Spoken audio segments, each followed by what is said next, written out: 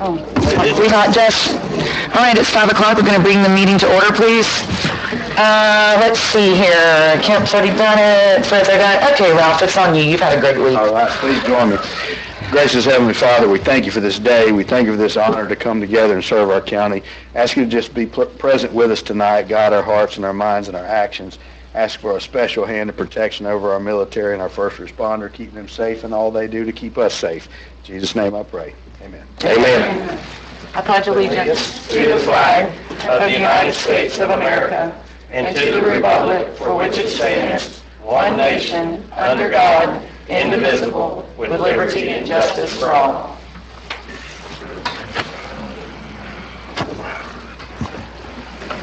Gracious, got a packed 4-H house tonight, thank goodness. Check off invocation, check off pledge. Can I have an approval of the agenda? Motion to approve. Have a motion and a second. We have an add-on item, Heather? Yeah, you have a contract, a ratification of a contract extension with Bo Stern. Bow Stern. Bow. You say Bo, I think. Exactly. Potato. You guys going to change your motions? A motion to approve with add-on. Second. I have a motion and a second. Any discussion? Hearing none. Passes unanimously. Do I have citizens to be heard, Jess? Hillary Giraldi.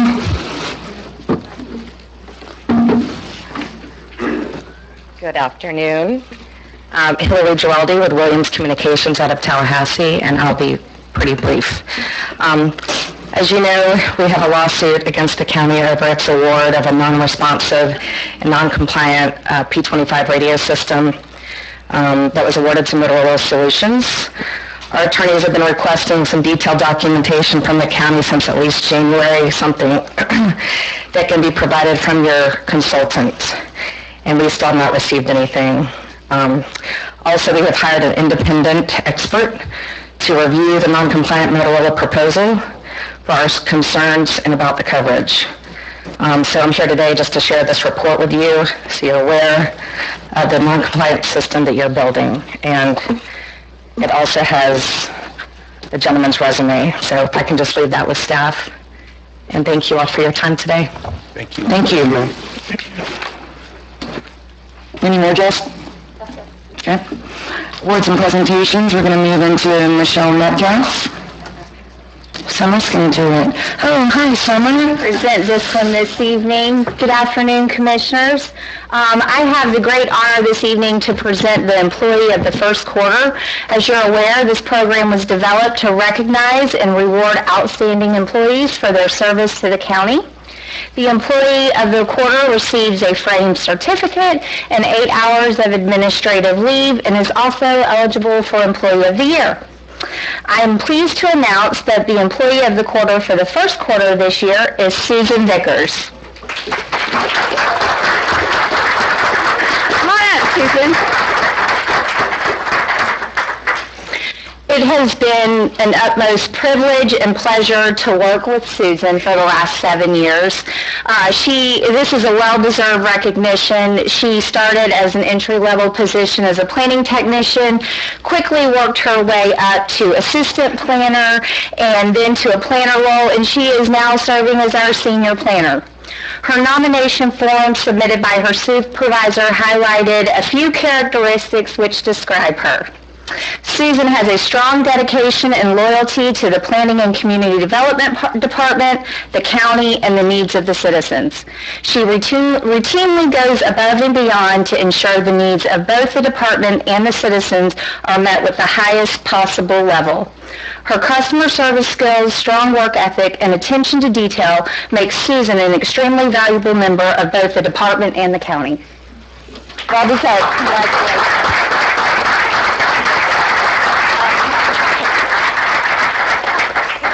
Come on. Commissioner, we can have you come down for a photo. Department staff.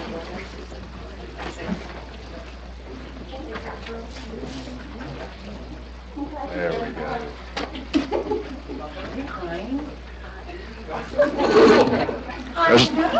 There's no crying in planning. That's because I work with the best three. All right, everybody. Who's going first? Just look at all of them. Oh, yeah. We're the most important one right Say land development code.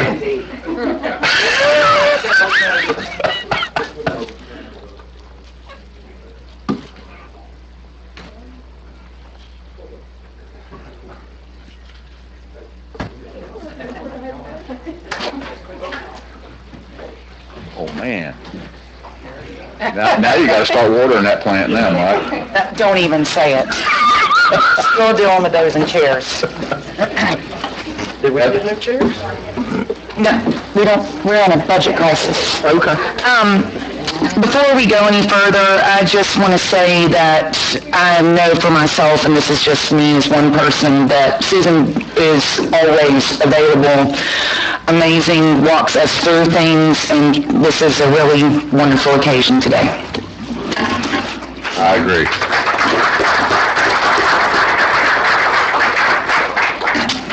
All right, and next up is Tobacco-Free Parks and Beaches presentation. SWAT.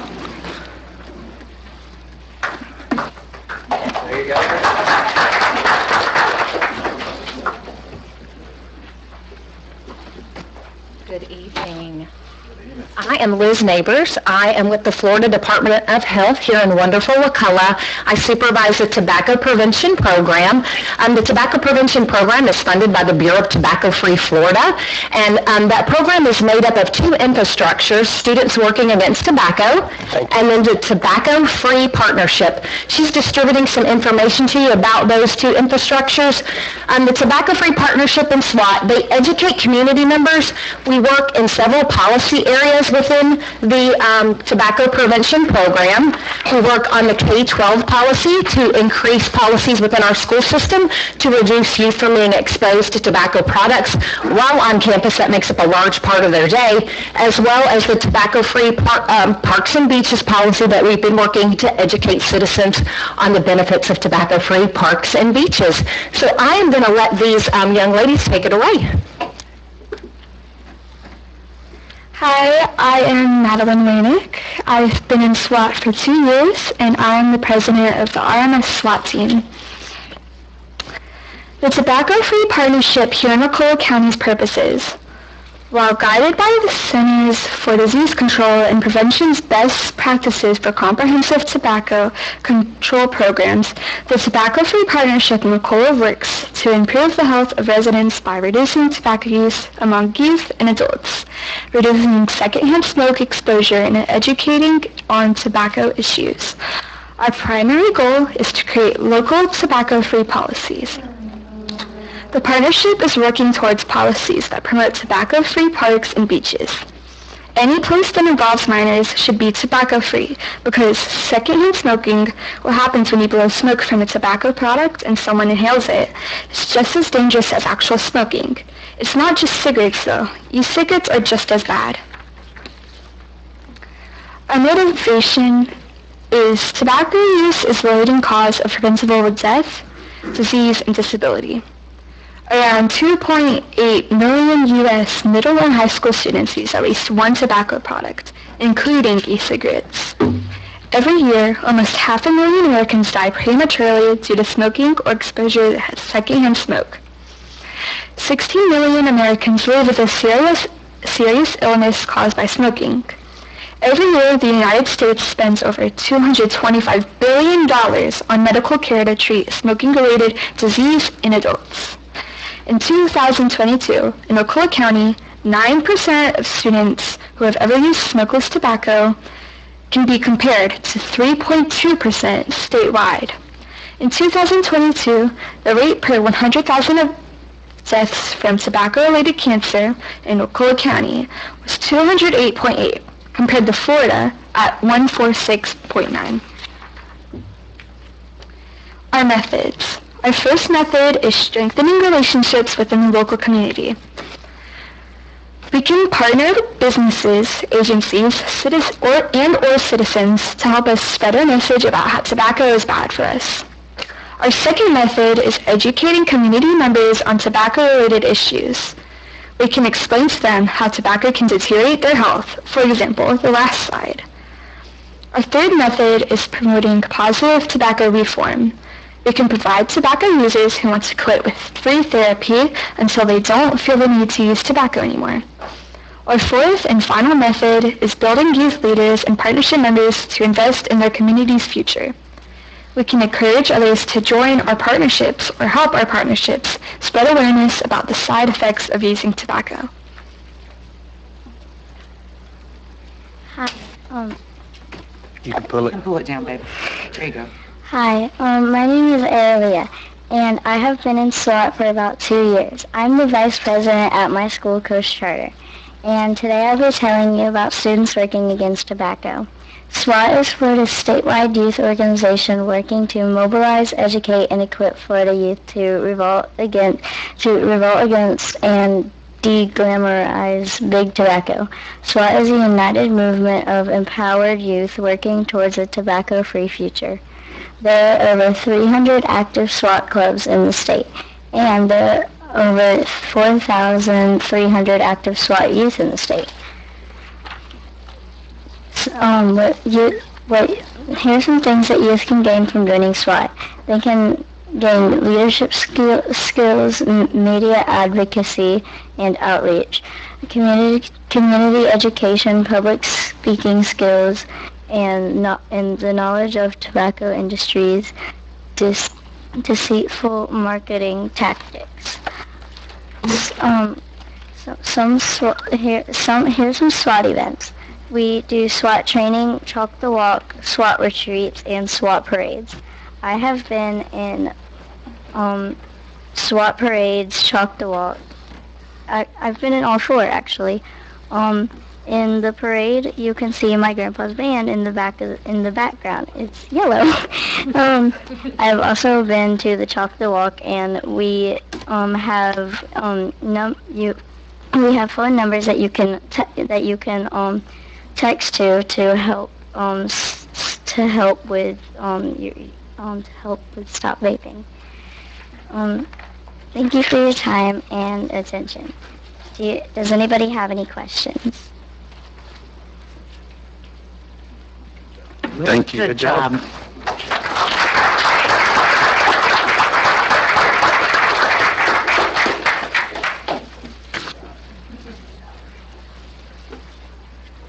All right. Next up is Wakulla Wonderful Week.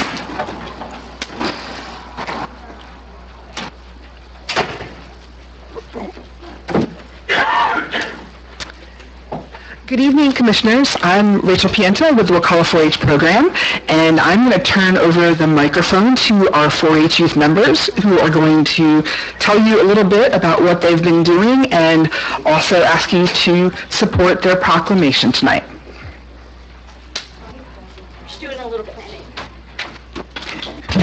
Hello, my name is Vanessa Arkin. We'd like to thank all of you guys for our last project, Dash into the 50s. It was really well, and we really loved how the seniors loved it and how we enjoyed it. And we also have a new project coming out at the Wakulla Wonderful meeting this Saturday coming up. All right, and now we can start with the Wakulla County Proclamation. Whereas the land we know as Wakulla County has an extensive and rich history dating as far back as the Paleo-Indian period of approximately 12,000 BC to its more recent territorial history from the early 15,000s to the 18,000s, and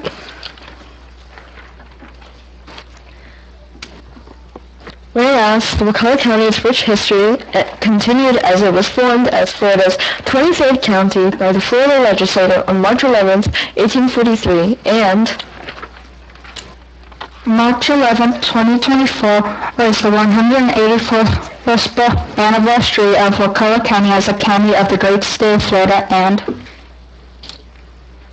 whereas the citizens of Wakulla County, like the many peoples who came before them, recognize the wonderful natural characteristics lining of Wakulla County from its many springs, rivers, and bays to its coastal marshes and upland forests, and Whereas the citizens of Wakulla County recognize the wonderful attributes of Wakulla County as providing a wonderful place to live, to worship, to work, to go to school, to raise a family, and to recreate and... Whereas the Wakulla County 4-H program is supported by the University of Florida IFAS Extension Office and by the Wakulla County School Board, or by the Wakulla County Board of County Commissioners to educate and promote growth among the citizens of Wakulla County in head, heart, hands, and health are 4-H's and 4-H, and they are the 4 value members agreed to live by and uphold in the 4-H pledge to serve their community. And the Wakulla County 4-H dedicated employees, members, volunteers want to recognize the wonderfulness of Wakulla County. Now therefore, the Wakulla County Board of County Commissioners do hereby proclaim March 10th, 2024 as Wakulla Wonderful Week and call upon all citizens to recognize and express their appreciation for the wonderful place we call home, Wakulla County, Florida. Thank you. Thank you very much.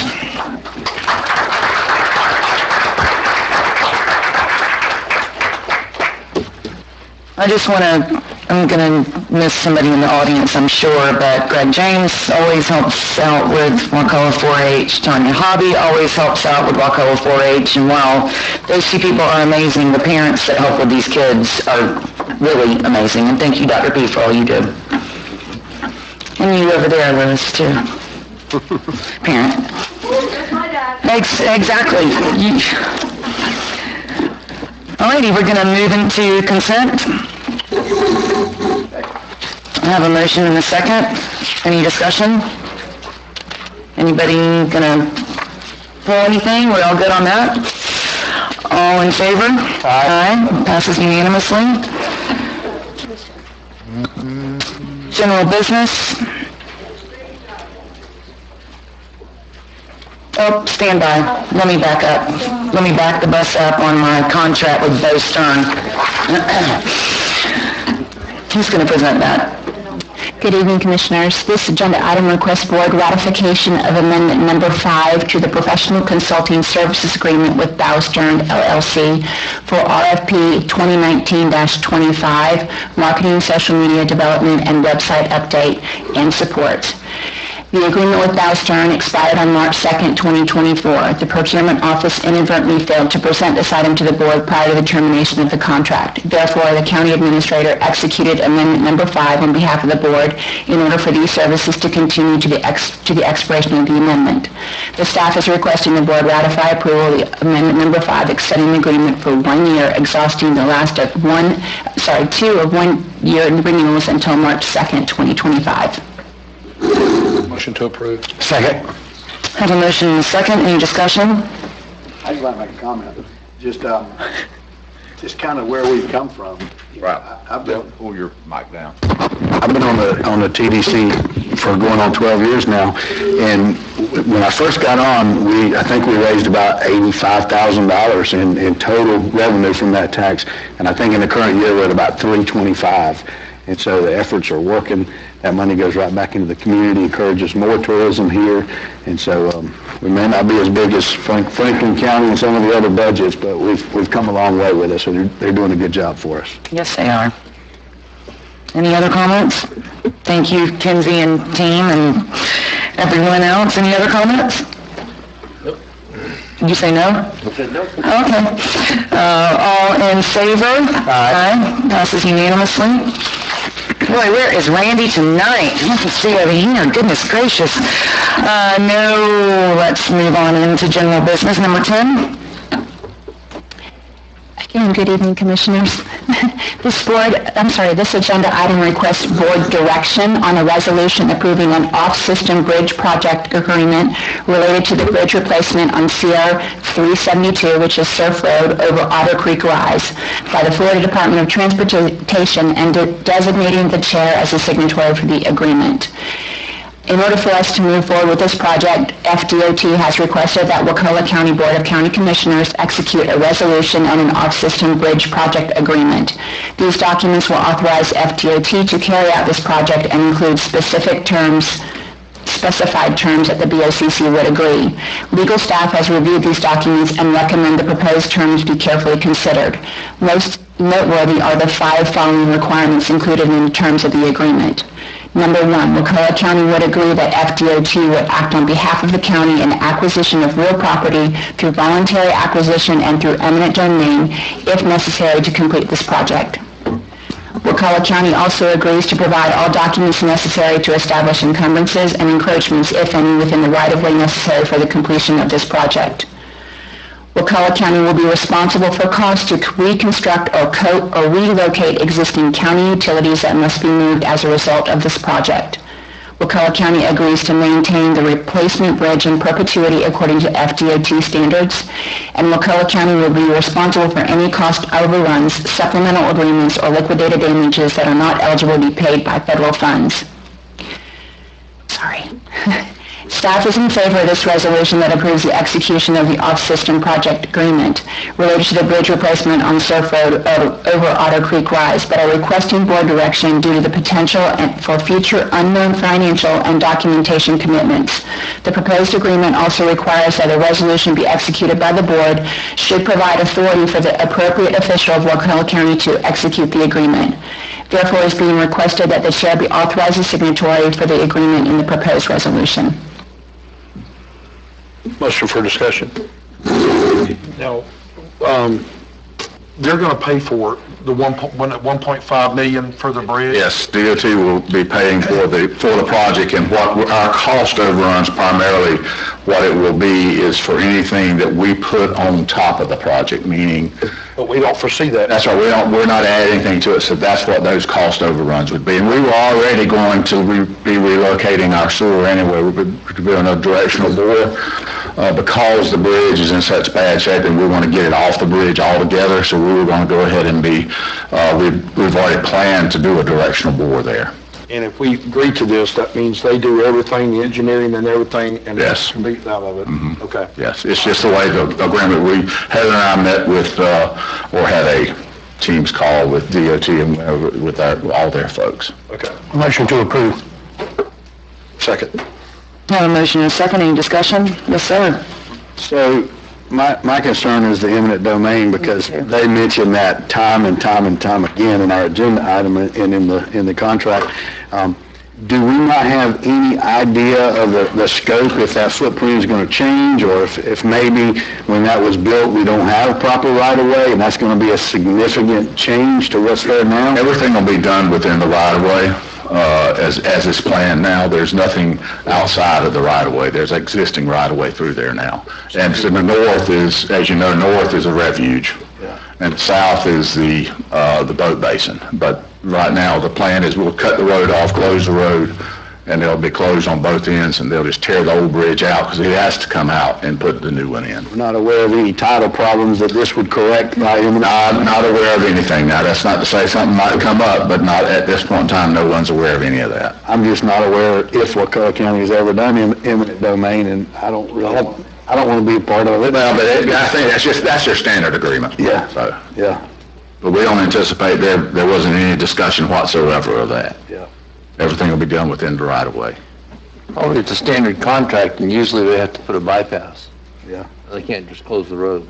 Yeah. And so, That's if right. they do a bypass, they're going to have to take somebody's land and put a bypass. Well, and here, a bypass would cost more than this project, and since you have two exits. Right. And multiple exits. They'd have to go up into the refuge. Yeah, which is not going to happen. But yeah, either way, you're impacting another body of water, which is not good. I went and looked at it. It's in bad shape.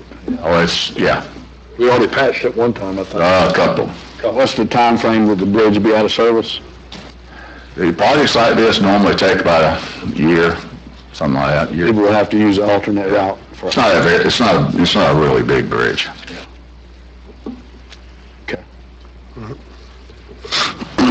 Any more discussion? No. You good with all the big words, eminent domain and perpetuity, all this?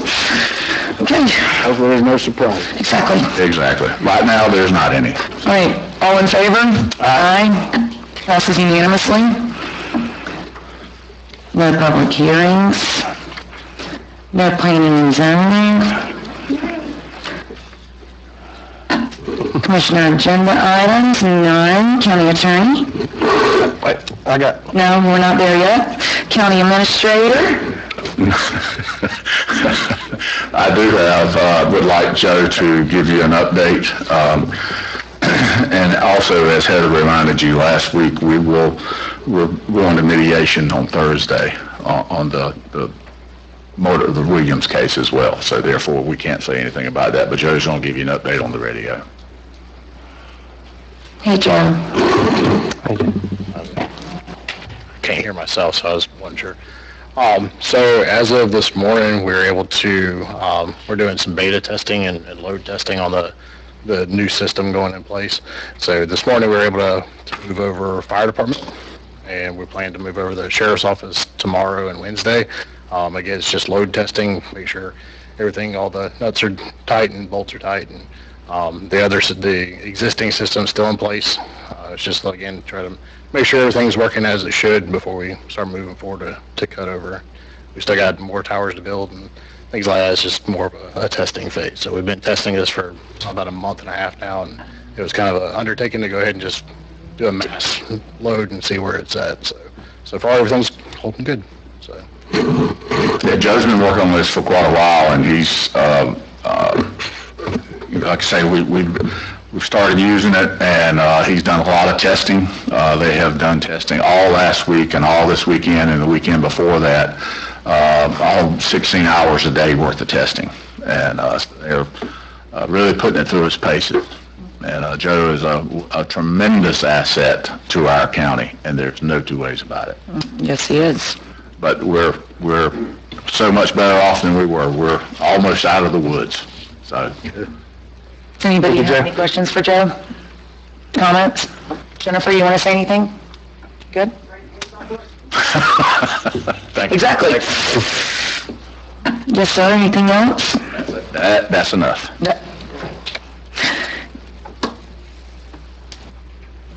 Citizens to be heard.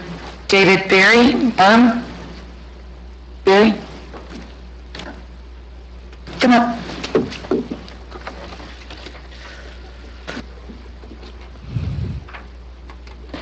My name is David Berry. About 4 months ago, I come up here and pleaded for your help to help. Our property is about to be foreclosed on. We entered into an agreement, me and my wife, to have a ship home built. It was not being built up to code. I can prove it. Nobody seems to want to get down to the bottom of it.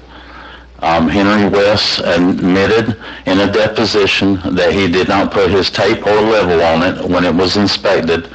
And it should be our right to have a thorough inspection, and we've been asking the county this whole time for 3.5 years to send him out there to do another inspection and to let's get this right. And they didn't want to do it this whole time.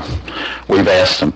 We're asking you right now, me and my wife, that's out in the car, because she's going to sit here and cry in front of you because she's so sick and tired of worrying about losing our property over this. This contractor did not do his job properly, and y'all didn't inspect it properly, and I can prove it. If y'all will see him out there in front of somebody that's credible enough that will tell the truth, when he measures everything and puts his level, he'll tell you that it's wrong. That's all he can do, or he lied in a deposition, which is a felony. Now, I'm asking for y'all to do the godly thing. We come into a county that says that we love Jesus. Well, you got to show you love Jesus by doing the right thing. You pray to Jesus before this meeting, and I'm hoping your heart's in the right place. But it takes action. You can't honor him with your lips. You have to do something more than your lips. You have to do the right thing. And what you do to me, I'm a brethren of Jesus. I'm a man of God trying to spread the message of Jesus. And y'all would sit here and persecute me willingly or unwillingly. It is wrong. And I'm asking for you to do the right, godly thing. I'm asking for my neighbors to stand behind me and justice for me and my wife. Now, I want whatever you got to do to take care of this. We got less than 30 days before he has a judgment against me, and he's going to try to take my property. And y'all can intervene right now and do the godly thing, what you would do for Jesus. That's all I ask. Do it for Jesus. Don't do it for me. Do it for Jesus. Because we're supposed to have a godly county here. We're supposed to stand up for something in this county. But it takes actions. You can't just say you love Jesus. You can't pray to Jesus unless you're going to do what Jesus would do. And I'm asking for y'all to intervene now. Don't put me off no further, but please help me and my wife. We love this community, but there has been a misjustice against us. And we're asking for your help. Please, I'm asking all you county commissioners. Quincy, you already know how this started off. And you asked them in the very beginning. You said, Okay, well, your time is up. Okay. And I understand where you're coming from, and I appreciate you coming in here tonight. I'm not sure if there is any sort of legal ramifications with regard to a deposition that can be visited. I'm certain that Summer has helped as much as she can help with regard to the SHIP program, so you'll just have to keep on staying in touch with us. I have a question for you. Yes, sir. I heard a lawsuit. Are we That's part what I of was that asking. lawsuit? We're not a party to a lawsuit. And I'm not aware of the deposition. So, sir, beating me with your Bible does no good. We're not a party to that lawsuit. If you're right, you need to prevail in court. You need to prevail. You don't need to come in here, sit in judgment with us, and try to beat us with your Bible. I'm asking you to do the right thing and get him to go out. So we're not party to the legal action that you have going right now. We're not party to it. I hope you understand that. Your county is the one. You're trying to drag us into it. You need to go prove. If you're innocent, and you may be, and I hope you are, go prove your innocence. Don't try to drag us into it. I can't. Because we represent the taxpayers, and you're trying to drag us in a fight that we're not currently in. Well, all you got to do is ask your county. I'm going to leave it at that. Thank you, sir. Jessica, do we have any more citizens to be heard? Okay. Fred, here's a moment you've been waiting for. Discussion issues by Commissioner. Start with you. Well, I reached out to Mr. Peters over in Chipley. He's over this region of DOT, and I think he's sent us a couple representatives to come up and speak with us, because I kind of wanted them to give us a little sit rep of 319 and what's been going on. And thank y'all for coming. Thank you very much. Good evening. My name is Gabriela Corbin. I'm the operations engineer, Military Operations. I'm the operations engineer for 7 counties, Wakulla being one of them. And it's nothing like getting a call from your boss. You know, you're drinking coffee and the boss says, "Oh, you have to go to the county commissioners today." You're like, what? So here I am. Well, we're sorry to put you on the spot, but we're our citizens. We're getting a lot of frustration from our citizens. Yes. And you know, I reached out to Anderson, Columbia, and really didn't get anywhere with that. So I felt like the next best thing I could do is reach out to you guys, because you oversee the project. That's correct. The project falls under my jurisdiction. Yes, ma'am. That's correct. Do you have questions, or do you want me to give you an overall of the project, or? Well, I'd like for you to give us the overall what's going on with the project. Why it seems to the citizens, seems to us that it's at a standstill. Well, the project started 4 years ago. Okay. You know, and it was at $25.5 million. Right now, we are at $25.8 million. And Anderson, Columbia is like 20% behind schedule. Okay. Okay. We have had some issues, like project started during COVID, and there were some, issues of having people, contractor having issues. It's not just Anderson, but a lot of contractors have issues of that. Anderson, Columbia also has I would say 35% of our projects across the district. So they have a lot of work and probably not enough resources to put in every job. Other issues that we had is supply issues. Like the signal cabinets. Right now we stand, it's like 18 months for us to get a cabinet for a signal. And the department is making provisions, so how can we work with the contractor, what can we do to help, can we use another cabinet that is not calling the plants, and we have approved that. and we're moving forward with that. Hopefully, there's work on State Route 67 on that intersection that is hopefully will start soon.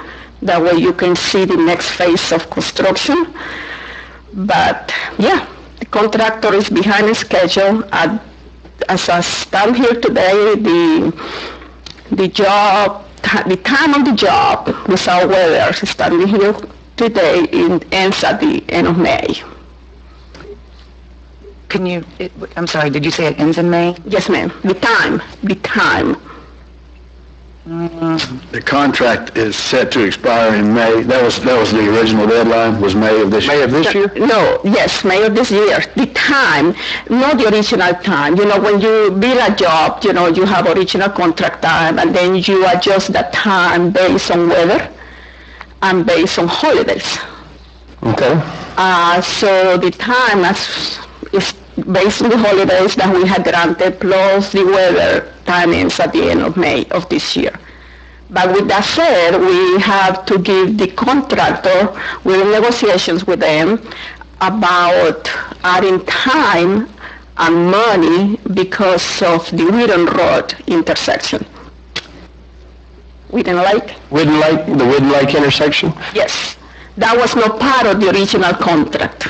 You know, Wakulla County went and realigned the intersection, and the department agreed to add a traffic signal there, and that's what we're working on. But is that traffic signal, is that the one you're having a cabinet problem with? Yes. But that won't hold up the rest of the project. That shouldn't hold up anything with the intersections or nothing else. That's correct. So that's isolated. Y'all known about that for 2 years, and so is Anderson, Columbia. Yes. So somebody didn't order the cabinet because we put in 2 lights since then. So I don't understand that. But anyway, that shouldn't hold the project up at all. Well, you know, it will add time to the project because every time that you are working to the project, you will add time. But that doesn't add to, they could finish the rest of the project, am I right? That is correct. Yes, that's right. That is correct, yes. And the light at 319 in Bloxham, That should be ready to go. Yeah. They ought to do it tomorrow. my understanding of it is they were supposed to begin last week. Yeah. Is that true? I got Okay. construction Yeah, you want to come and up? my project administrator to help me out with dates. Okay. Yeah, I'm Jerry McClure with HNTV Corporation. We're the engineering firm helping manage the project Okay. on behalf of you. Thank you for coming, Jerry. You're welcome. I'm sorry, what was the question again, please? The 319 Bloxham intersection, is it, my understanding was is that they were supposed to begin putting it all together last week, and... Scheduled for last Thursday night into Friday. They ran Okay. into a technical issue that caused them to postpone the activation of the temporary signal that was shown on the message boards, press releases, so forth. So we're waiting to get that rescheduled. You know, it takes, the contractor has to get, for instance, the pavement marking sub to redo the stop bars. So they're trying to get their ducks back in a row with their subs, and we should know, very shortly what the new schedule was. And once they get that temporary signal activated, then that's going to open them up to move into the next phase, which will shift traffic. You see the black sort of base out there now, that's where the traffic's going to be shifted to the next phase. And then the work in the intersection itself can proceed from there in 2 or 3 phases, moving traffic back and forth as they build new areas of the road. Do you have any type of ballpark figure on when that will be completed? The intersection to where... Well, if things go well, there aren't any more issues, it should be sometime, I would say, just off the top of my head, late summer, early fall when the intersection, and that's the controlling item on the project is that intersection now, because as you can see, most of the rest of the project's been built. So once they get that built, then it's just a matter of all the miscellaneous items left on the project, and then on to the friction course, and final out the signing, all the other details of the project will follow from. Well, the frustration of our citizens is all of them travel back and forth to Tallahassee every day. They see what's going on Capitol Circle and how quickly it is getting completed. And I understand that's a total different contractor, total different contract, but it's really frustrating them to where they're Especially with nothing going on out here, because there's basically, they scratch around, put a little bit of stuff here and a little bit of stuff. You'll see them for days.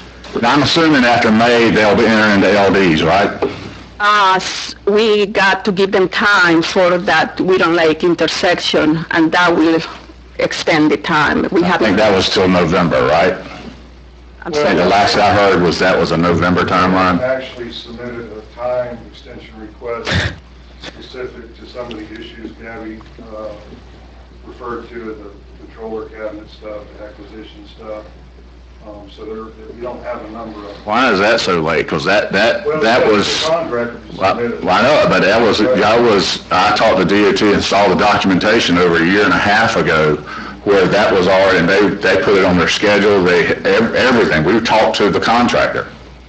So somebody's not telling. Is it the contractor or subcontractors under the contractor? It's the contractor's fault. Let me say something also. We only have one signalization contractor in District 3, okay? So you only have one? Yes. In this area? From Pensacola all the way to Jefferson County, okay? That's District 3. And we have only one signalization contractor, and they're the ones having to do all the signalization work. So sometimes, the contractor will say, we are at the mercy of this subcontractor that, they're working in Pensacola. They're telling me they're moving here to Wakulla County, but they don't come. And then we have the issue of the supply and demand too, In reality, the cabinet is really a true statement, you are like 18 months, But that, my point and is, I get it. that doesn't matter. That it doesn't matter to completion of the road. It should not. It doesn't. It has no bearing to it. It has bearing with only that intersection. And only. They should all be finished with that road. They know it. And y'all should be making them, we are asking y'all because it's not safe for our public. And you gotta put some pressure on them. And I'm assuming y'all don't award any more projects, let them award any more projects since they're behind, right? They're still in the approved list to bid projects. And the department, is like the low bidder process. And at this time, as far as I know, Anderson Columbia can bid projects tomorrow if we let them to bid. The real hammer in the contract is the liquidated damage. That's what I'm saying. You gotta get their attention with LDs, yeah. And even before that, there's such a thing as retainage. Right. They're a certain percentage behind time versus money and that kind of thing, and then you withhold the money for retainage, and then another milestone is when the contract time expires, liquidated damages, which in this case, I think is in the neighborhood of $10,000 a day. So that's the ultimate hammer. Right. All we can do is try to assist them to find ways to expedite the work, but ultimately, it's the contractor, in this case, the issues we're talking about, their subcontractor, civilization contractor, that's, Till at the end of the day, that's their problem.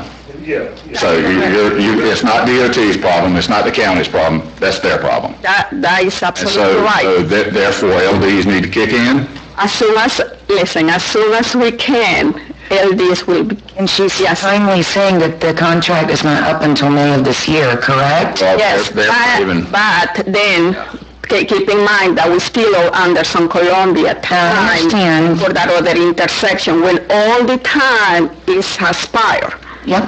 Liquidated damages start kicking in at the amount of $10,000 a day. Yes, exactly. Well, the big thing is I would like for you to put pressure on them as much as you can. We do it every day. And We try.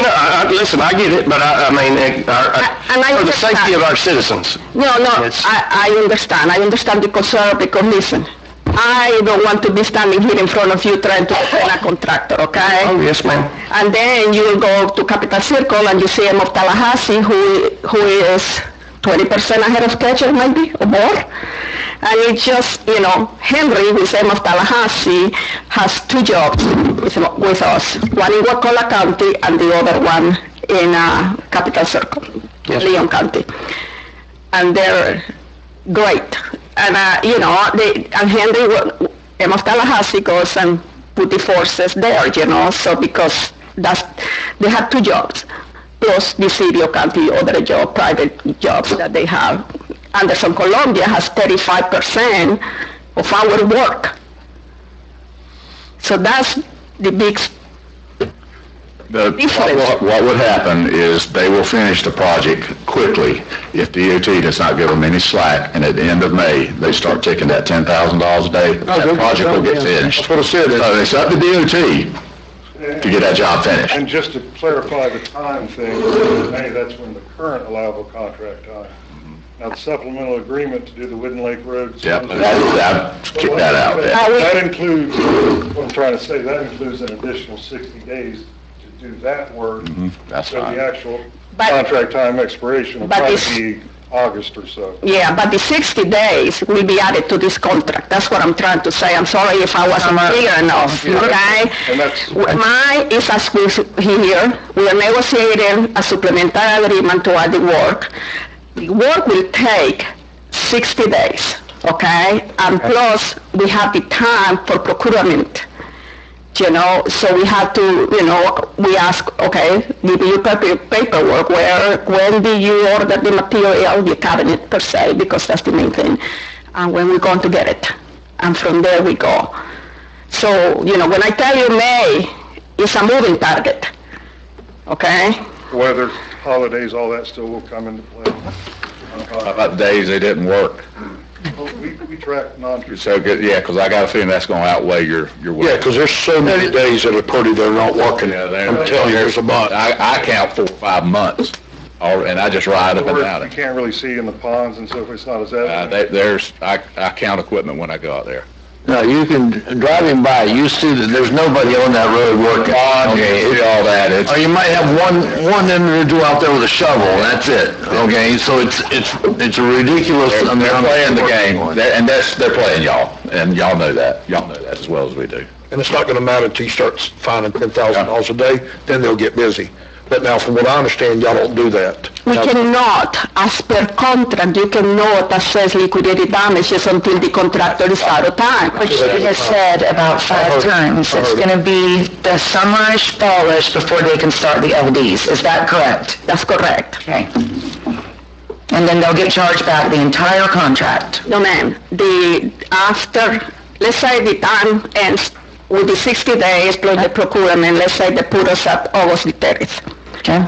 That's, so September the 1st, they enter in liquidated damages, and then we start assessing $10,000 per day, starting September 1st.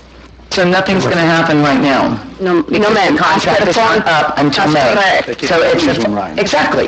So that's the point that I was trying to make. Okay. You got something, Ralph? Yeah, so you mentioned that Anderson Columbia is 20% behind, and they currently have 35% of FDOT business.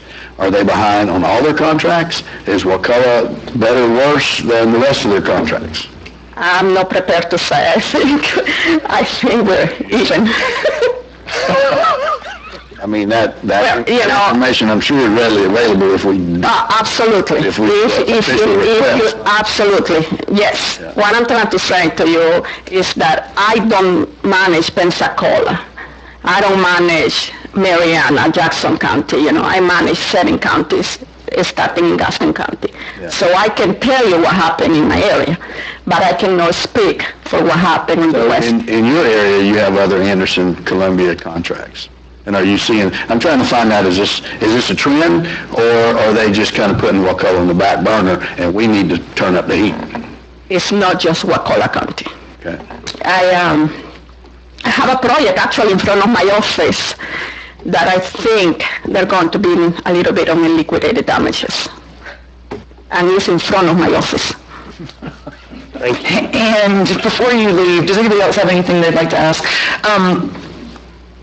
They are the only vendor with regard to what? Did you say earlier that I hear something about the signalization? Not Anderson Columbia, but it's different. It's called, that contractor is Ingram signalization. They are the only contractor. Right now, currently, we're hoping to get two more contractors pre-qualified. So, we got competition plus Ingram, can do the work in Milton, and somebody else can do the work in my office, And we appreciate FDOT. It's just a level of frustration with Anderson, Columbia. So just understand because y'all do a lot for us, and we appreciate everything. We really do. Partnership is good. So it's just we're concerned about our citizenry, and we're having wrecks, and we don't want to see anybody get killed or anything like that. Especially one thing if the project was being advanced.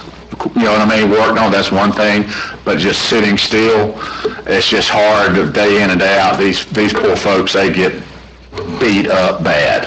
So we appreciate what you do. I understand. Yeah. And I sympathize. Thank you very much for coming. We're not done. Heather needs to say something I for the just have one summer. question. What is a realistic substantial completion date? Well, I don't know. To be honest with you, I Don't have any cannot say. $10,000 they want to... I can tell you right now, let's say end of May, 60 more days, let's say, I don't know how many acquisition, let's say another month I don't know. But I thought I heard that they couldn't even finish the schedule they're on now. They're not even going to be able to finish the intersection until sometime this fall. Well, there's a lot of unknowns. They could always accelerate, and they could add manpower and equipment. Okay. Whether they'll do that, we don't really have any way of telling you for sure if that'll happen or forcing them to do so. There is no, some projects have incentives to accelerate somehow built in. We don't have that tool, so there's, like I say, other than the liquidated damages, that's the only real hammer the department has. Other than whatever pressure we can apply, which we do again daily. I work out there every day myself. So there's a possibility they could finish before the fall, but again, they're Well, when they do finish, there'll be nothing on Facebook to look at, so. Are the liquidated damages, is that an automatic thing once they've exceeded their time? And I understand we got this contract and we got another 60 days because of Wooden Lake Road, but once we get past that, is that an automatic thing, or are they going to say, yeah, but this is why we don't want... Well, the thing is that you assess, yes, it's automatic. We go and assess $10,000 a day, right? But as any contractor or any owner, they can come back to the table and I said I had the reasons why A, B, C, and D, why I didn't work, and I can prove to you that you are wrong, Department of Transportation, and then you owe me more time. Okay? But the question is, yes, we will assess the liquidated damages, but that doesn't mean that they don't come back to the table and I say, hey, because of this reason, A, B, C, and D, you won't need more time. Summer? Gabriella, would it be possible for DOT to share more frequent updates and informations with our public information office so that we can spread that word to the citizens and keep them a little better informed about the progress that's being made? Don't we have a website on this project, public information? No. The answer is yes. I can make it happen, yes. That would be Is it great. possible to have Anderson Columbia rep give us a bi-weekly update as well at the meeting in person? I can answer that. I think it's worth them coming up and giving us a bi-weekly update when we have our meetings. Well, I can ask, and they can say no. Yeah. So, I just have a question here. You're saying end of May the contract expires and they got a 60-day extension. Have you added up how many rain days and stuff? Is that already in that number? Or Yes. That's already in that number? Yes. Updated monthly weather days, any holidays during that period. And supplies and... Yeah, I just know that on a weather day, they're gonna they didn't have to work that day, and so if it's already been included, that's fine, but... It's been included. Anything else? We really, really appreciate you coming here tonight. Yep, thank you. And tell Mr. Peters we thank him. We really do. I told him, I said, if they kill me, it's your fault. I did not do that. We would not do that. We want you to continue Hey, we know not on to this let them phase. defeat us, so we got it. He's waiting for me to call him and say, still alive. Exactly. He's probably on Facebook right now. You're good. Send him SA when you leave here, okay? Yes, ma'am. Thank you so Thank you much. very, very much. Thank you, Mr. McClure. You don't want to say anything while you're here joining on the fun? You're good? All right, I'm going to go back to Commissioner Thomas. Do you have anything for discussion? Yeah, a couple things. You do? Yeah. So, Always, but you're free to go unless you want to join in with us. Yes, ma'am. Yeah. Thank you very much. Thank you. Got it. Thank you. Thank you. so thank you very much. Unless something changes, Friday is the last day of session. It has been a busy session this year. As of now, it appears that the term limit bill is dead for the year. The House got to 8 years and forcing it to all 67 counties. The Senate, we got a last amendment last week that was going to take it to the voters, also at 8 years, and then there was rumbling that after that meeting it was going to go to 12, and so everything just kind of went haywire at that point. And now the House and the Senate are on completely different bills, and as of right now, unless someone resurrects the dead, it appears that bill is dead for this particular year. There was a social media bill that the governor has already vetoed. It was going to limit social media for 16-year-olds and under. And so that's been vetoed already. There's a Senate bill, companion bill, that's going to have a little bit more parental control and allow the parents to decide. And so that may or may not come about. Sovereign immunity has been up this year. Right now, we are limited. If someone sues the county, we're limited to about $200,000 damage based on state law. Every year they've tried to come back. The trial lawyers are trying to raise that larger pot of money. So right now they're trying to raise that to $300,000 for a particular incident and $500 for similar incidents of the same type that the county could be on the hook for if they raise that. So it looks like that may pass, but it's been probably at least a decade since that number has increased. There's a bill that's also going through that if counties increase the millage rate, it would require a 2/3 vote instead of a simple majority. And so right now I'm not 100% sure about that, if that's going to go or not. PACE program. We've never really had the PACE program in Wakulla County, but many counties, a few counties have, and some counties, the PACE contractors came in without permission, without an interlocal agreement, without approval from the county, and they're doing business in spite of the statute saying that they have to have that. Well, that's being tightened down. It looks like that's going to pass. And so in order for those PACE contractors to operate in the county, there has to be a resolution or an ordinance by the Board of County Commissioners giving them permission to do so. Emergency management, we got that killed. The education part of that, I think there's still some experience part that's still in there, but I think that was a very good move countywide. And it looks like our airport language is still on track and moving along nicely. That emergency management thing, that was, Jen sent us an email on that, sent it to Commissioner Thomas and to Chris Doolin, and they jumped right on it, and the next thing you know, they made some things happen. So it was tremendous what y'all did. Yeah, been an interesting year. I think I spent more time up there this week or this year than I've spent probably since I've been in office. There's a lot going on. Yeah, that's all I have. Thank you for doing that. Oh, Exactly. Thank you. It's crazy. I kind of enjoy it, but it's also it's also very frustrating because there's things going on that you don't always see the battlefield. The battlefield's sometimes behind the scenes, and a lot of things. It'll pass through a committee, and we've tried to kill it in committee, but then we kill it after the committee. It's just, but that's Or they kill it as we're walking up. Yeah. That's what happened. Yeah, one committee, they temporarily postponed it 2 weeks in a row, and then, so I also put in a plug for Florida Association of Counties and the Small County Coalition, because there's a lot that goes on behind the scenes. There's a lot of maneuvering, and sometimes we're like a bull in a china shop, and we come in there and we hit them with all the facts and how it affects our county. Well, they got to keep that relationship. Yes, they do. with those legislators.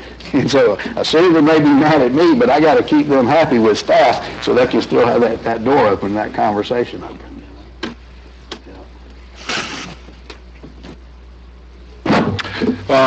Just want to remind everybody about Thursday at 6:30.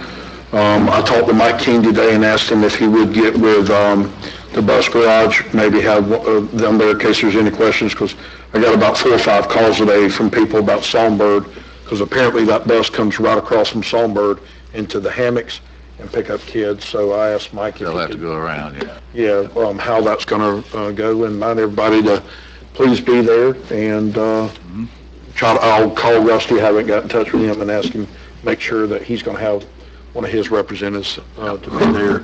The only question I had was, the turn lane, is that going to be done at night at Songbird? So it is going to be done at night, okay. Because I had people asking. Yeah, it will. Now, are they going to do those projects at the same time? I wasn't in that. I approved. Yes, that is the plan. So they'll have one crew working at night, Songbird turn lane, and then, of course, the roundabout. Yes, sir. All right. That's it. Yeah, I wanted to, basically, we had the thing I pulled off the consent agenda last week because of the funding, 1 cent sales tax funding going to road improvements that are for development. And the reason that happens is that the concurrency program we have doesn't work to really address the usage impact of basically new development. There's another program somewhere tells me about called a mobility fee, and I don't understand it, okay? And I was wondering if we could get a presentation from Summer about the mobility fee and how it would work and how that whole system works, so we're all on the same page. Does anybody have a problem with that? I don't even know what it is. Quite honestly, I am probably not the best equipped to give a full in-depth presentation on a mobility plan. It is a very detailed and in-depth study that would have to be conducted and prepared for our county by a consultant, and then it would take into account the different trips for pedestrian, bicyclist, vehicular trips, and then ultimately develop a formula for a cost sharing for each development that would have to contribute to those different mobility components. That's about the best you're going to get out of me. I'll need a consultant. To organize somebody to come and give us a presentation of how it works and what it would cost us? We could explore that. It would probably take some initial upfront investment to get someone and kind of bring that sales pitch in. But we can definitely look at that if the board's interested in doing that. See if some of our existing CCNA contractors have folks on staff that can help with that. Because, really, and realistically, the concurrency doesn't work. We're paying them to do these studies. They're paying to do these studies, and the voodoo math on where the traffic's going is just... Are we back on the Songbird roundabout? Is that what we're on with you tonight? Okay. I just wanted to make sure that everything was clear, but that's what we're on. So it's a good project. Okay. My problem is how it's funded, and this is a way to change the funding mechanism so it's not coming off the 1 cent sales tax, which people put in place to improve our roads, not to support new development. So you would have been fine if the contractor had done that to begin with and 1 cent sales tax not paying for it now? Is that what I hear you saying? That's exactly what I'm saying. Does SPAC have any information you could give us on concurrency or mobility, you think? I do know instead of paying for it? Mobility fee bill, but I really There is. Yeah, but I really haven't tracked it because we... You think that's filed by a lobbyist? How? You think that's filed by a lobbyist? You think it's going to cost money to get a consultant down here? Or payment company or something. There you go. That's what I was wondering. Just wait and see what comes out of it, because it's likely impact. Yes. Change drastically. Try to do that. And they're doing all things transportation this session. Does it? Oh, I did forget one thing. Um, So there's also a bill that Representative Schoaf sponsored that would allow local governments to have a local preference provision in contracts as long as we're using local money. Local money only, not using state and federal. I guess sometimes that excludes the local preference. So, I think, it looks like that's I like that bill. Isn't there also one pending that would not allow local preference ever? I think so. But now, I mean, we're in the last few days, so things are hitting the chopping room floor at this point. So before we move on, Summer, you are going to see if there's a magic person that we can get some information about mobility, except we need to wait until after session to find out what happens with the mobility bill. Is that okay with you, Commissioner Hess? Yes. Thank you. You done? You want the Debts Unlimited starting now? Yes, ma'am. Okay. Any other community things we're missing out on this week, Kenzie? Next week, before we meet again on March 18th? Friday night announce something. Wonderful Wakulla. Wonderful Wakulla. Wonderful Wakulla, Saturday from 10 to 2. The whole, I thought there was something you were going to talk about. Walk Across Wakulla Last Miles Friday night. DU, is that it? We have DOH, that's after our 18th meeting, isn't it? We're doing good on memory right here? Songbird, 6:30? Commissioner Kemp said the... Songbird, 6:30. Songbird, 6:30 at the community center for Songbird and the hammocks and anybody in that area that wants to look at the project, yes, and have a discussion. And I'm not... I may or may not be there based on what happens that day.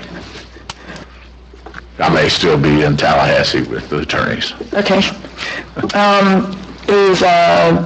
That was a good point. Whomever said that, sorry about the bus stop. Everybody's on the same page? And that's a good point, and we hopefully Mike's already called the school. Okay. And work that out. So, yeah. East-west path is never going to be blocked. It's never going to be blocked. That's right. That's right. It's just that, we have to block Songbird, cut it off, yeah.